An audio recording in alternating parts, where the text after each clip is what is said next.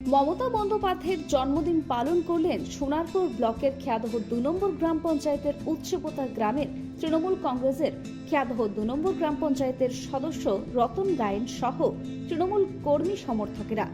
এদিন রতন গায়েন কাটেন কেকের উপর লেখা ছিল শুভ জন্মদিন দিদি। তার সাথে কেকের উপর আঁকা ছিল তৃণমূল কংগ্রেসের প্রতীকী চিহ্ন জোড়া ফুল। এই অনুষ্ঠানে এদিন পৌঁছে গিয়েছিল আমাদের নিউজ অল ইন্ডিয়ার ক্যামেরা। এদিন আমাদের ক্যামেরার মুখোমুখি হন পঞ্চায়েত সদস্য রতন গায়েন। প্রথমে আমরা কংগ্রেস করতাম, তখন আমাদের ভোট হয়নি।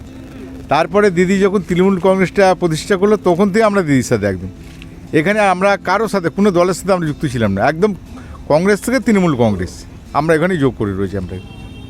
আর আমাদের এখানে আপনি জানতে পারবেন এখানে আমাদের এখানে পুরোটাই সিপিএম বেল্ট ছিল, মানে কংগ্রেস কম ছিল, আমাদের কর্মী কম ছিল তখন।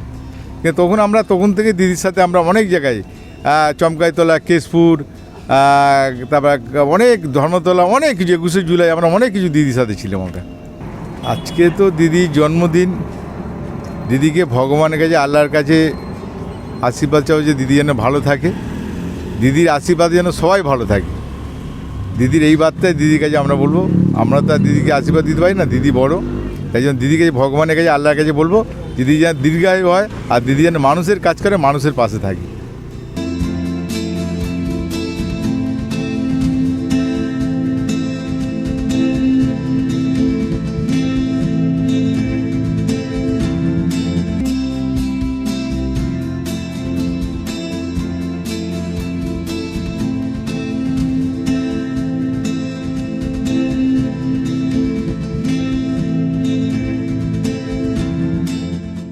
Bureau report, news all India.